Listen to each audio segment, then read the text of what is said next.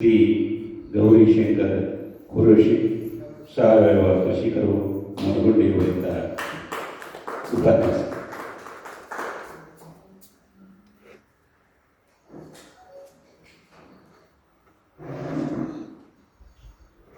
ಕುರೇಶಿಯಿಂದ ಉತ್ತರ ಭಾರತಕ್ಕೆ ಹೋಗುತ್ತೆ. ಆ ಕಡೆ ಕುರೇಶಿಯಿಂದ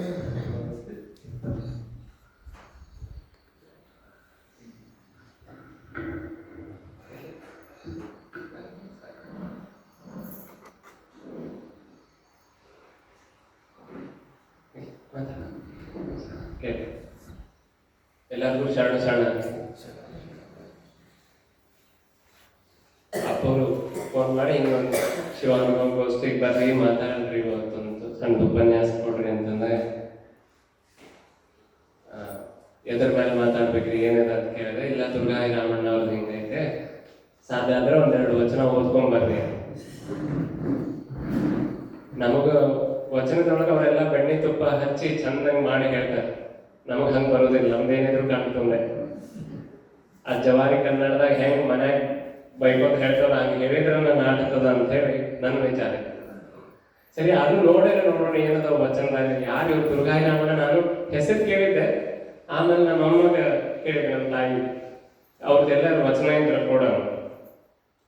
ನಮ್ಮ ತಾಯಿ ಒಂದು ದಪ್ಪನ ಪುಸ್ತಕ ಹಿಡ್ಕೊಂಡು ಬಂದು ಇದ್ರಾಗ ಈ ಪೇಜ್ನಾಗ ಇದಾವಲ್ಲ ಅಂತ ಹೇಳ್ತಾರೆ, ಓದ್ತೀನಿ ಹಿಂದೆ ಮುಂದೆ ಏನು ತಿಳಿಯೋದು. ಆಮೇಲೆ ಯಾರು ಇವರು ಏನಂತ ಹೇಳಿ ಮತ್ತೆ ಇವ್ರಿಗೆ ಕೇಳಿದೆ, ಮತ್ತೆ ಬೇರೆ ಒಂದಿಷ್ಟು ರೆಫರೆನ್ಸ್ ಸಿಕ್ಕು ಹುಡುಕ್ತೆ. ಇದೆಲ್ಲ ಆಗೋಕೆ ಮೊದಲ ನಮ್ಮ ತಾಯಿಗೆ ಅವ್ರಿಗೆ ಪುಸ್ತಕ ತೋರ್ಸಾಕತ್ತಿತ್ತು. ನೋಡ ಈ ಪುಸ್ತಕದಾಗ ಒಂದನೇ ಪೇಜ್ದಾಗ ಏನಾಯ್ತು ನೋಡಂತ ನಮ್ಮ ತಾಯಿ. ಒಂದನೇ ಪೇಜ್ನಾಗ ಏನಾಯ್ತು ಭಾಳ ಅಂದ್ರೆ ಇದೆ, ಅಲ್ಲೊಂದು ಡೇಟ್ ಅದು ಐತಿ ನೋಡೋದು ಇಲ್ಲ 1976 ಅಂತ ಐತಿ. ಮುಂದೆ ಏನಾಯ್ತು ನೋಡು, ಇಲ್ಲ ವಚನ ಸ್ಪರ್ಧೆ ಒಳಗ ಚಲೋ ವಚನ ಪಡೆದವ್ರಿಗೆ ಪ್ರಥಮ ಬಹುಮಾನ ಕೊಟ್ಟೆ. ನನಗೆ ಬಂದಿದ್ಲೇ ನಾ ಎಲ್ಲಿ ಕನೆಕ್ಟ್ ಆಗ್ತದೆ. ದುರ್ಗಾಯಿ ರಾಮಣ್ಣವ್ರು 76 ಕರ್ಕೊಂಡು ಹೋಗ್ಬಿಟ್ರು. ನಮ್ಮ ಮಗುಗೂ ಹೇಳ್ಬೇಕಾಗಿತ್ತು, ನಾ ಫಸ್ಟ್ ಬಂದೇನೆ ವಚನ.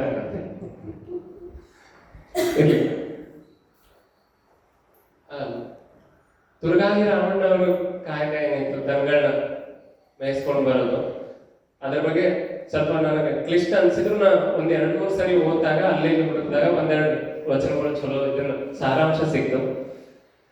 ಹೆಂಗ ಒಂದು ಗೋಲು 100 ದನಗಳನ್ನ ಕಂಟ್ರೋಲ್ ಮಾಡ್ತದೆ.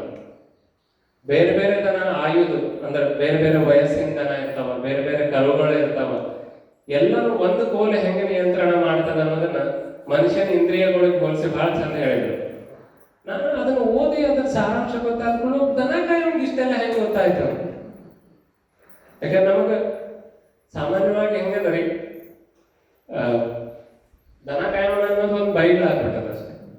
ಅದಲ್ಲ ಅದನ್ನ ಬಹಳ ಕಡೆ ಕೇಳ್ತಿರ್ತೀನಿ, ದನ ಕಾಯೋ ಅನ್ನೋದು ಬೈಲ್ ಯಾಕಾಯ್ತು, ಏನ್ ತಪ್ಪು ಮಾಡಿದ್ದ ದನ ಕಾಯೋ? ಅವೇನಾದ್ರು ತಪ್ಪು ಮಾಡಿದ್ದಾರೆ? ನಿಮ್ಗೇಂದ್ರ ಅನಿಸ್ತದ ತಪ್ಪು ಮಾಡಿದ್ದ ಅಂತ? ಹಾಲು ತುಪ್ಪ ಕುಡಿಸ್ತಾವ. ಅದೇ ಬೇರೆ ಹಾಲು ಕುಡಿಸ್ದವ್ರಿಗೆ ತಾನು ಮಾಡೋಣ ಅಂತ ಯಾರು ಬೈಲೇ ಇಲ್ಲಲ್ಲ.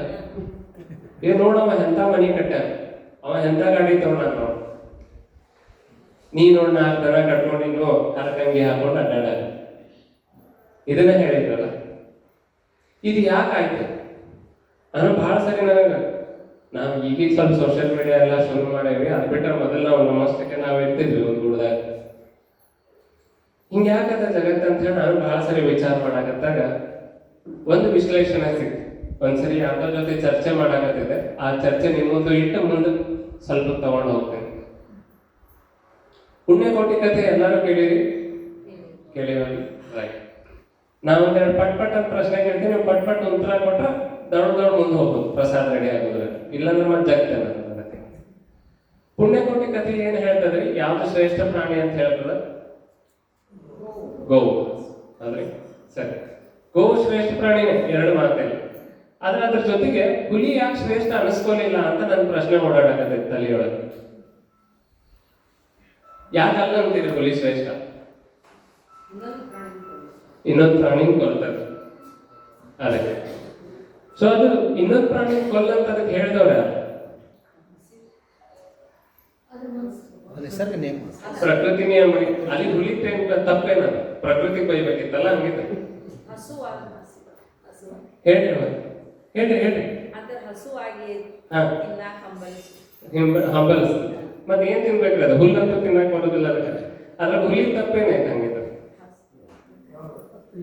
ತಪ್ಪಿಲ್ಲ ಆದ್ರೂ ಹುಲಿ ಯಾಕೆ ಶ್ರೇಷ್ಠ ಅನಿಸ್ಕೊಳ್ಳಿಲ್ಲ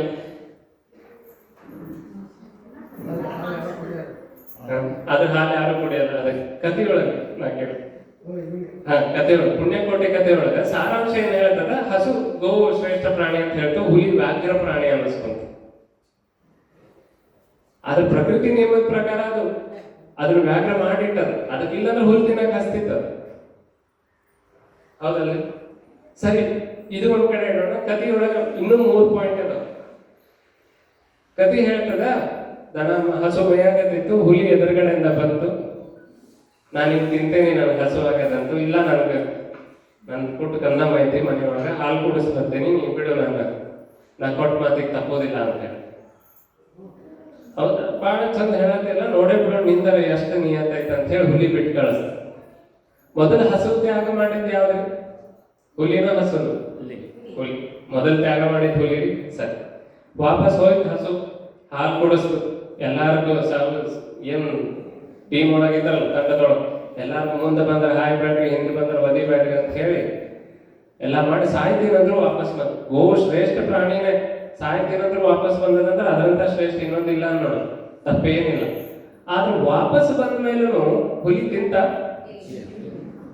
ಹಂಗಿದ್ರೆ 2ನೇ ಸಲಿನೂ ತ್ಯಾಗ ಮಾಡಿದ್ದೆ ಯಾವ್ದು ಹುಲಿನೇ ಸರಿ ಆಯ್ತು ನೀ ಕೊಟ್ಟ ಮಾತಿಗೆ ತಪ್ಪಿಲ್ಲ ಅಂತ ಬಂದಿ ಅದು ಎಲ್ಲೋ ಒಂದ್ ಕಡೆ ನಿಮ್ ಮೇಲೆ ಸಂಶಯ ಮಾಡಿದ್ದೆ ನಾನು ಅದಕ್ಕೆ ನನಗೆ ಪ್ರಾಯಶ್ಚಿತ್ತ ಅದ ನೀವು ಹೋಗಿ ವಾಪಸ್ ಅಂತ ಹೇಳಿ ಕಳಿಸಿ ಕಾಡೊಳಗ ಜಿಂಕಿನೋ ಮೊಲನೋ ಮತ್ತೊಂದನೋ ಯಾವ್ದನ್ನೋ ಬೇಟೆಯಾಡಿ ಬದುಕ್ಬೋದಿತ್ತಲ್ಲ ಹುಲಿ ಆದ್ರೆ ಯಾಕೆ ಮುಂದೆ ಏನ್ ಹೇಳ್ತದೆ ಕತೆ ಏನಾಯ್ತಂತ ಹೇಳಿ ತನ್ನ ಪ್ರಾಣನ ತ್ಯಾಗ ನೋಡ್ರಿ 2 ಸರಿ ಹಸು ತ್ಯಾಗ ಮಾಡಿ 1 ಸರಿ ಪ್ರಾಣನೂ ತ್ಯಾಗ ಮಾಡಿದ್ರೆ ಹುಲಿ 1 ಸರಿನೂ ಶ್ರೇಷ್ಠ ಅನಿಸ್ಕೊಳ್ಳಿ ನಮ್ಮ ಕಥೆಗಳು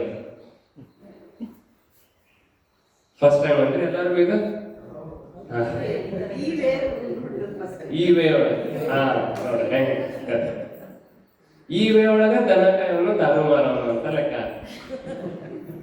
ನಾವು ಎಲ್ಲಿ ನಿಂತೇವಿ ನಮಗೆ ಕಥೆ ಹೆಂಗೆ ಹೇಳ್ಯಾರ ನಾವು ಏನ್ ಕೇಳೀವಿ ನಮ್ಮ ತಲೆಗೆ ಏನ್ ಬಂದದ ಇಷ್ಟ್ರ ಮೇಲೆ ನಿರ್ಧಾರ ಆಗ್ಬೇಕು ಯಾವ್ದು ಹೆಂಗದ ಅದನ್ನ ಹಂಗ ಸ್ವೀಕಾರ ಮಾಡ್ಬೇಕನ್ನೋ ಮನೋಭಾವ ಹೋಗ್ಬಿಡ್ತು ಹಿಂಗಾಗಿ ದನ ಕಾಯವ ಕೀಳಾದ ದಾರು ಮಾರವ ಶ್ರೇಷ್ಠ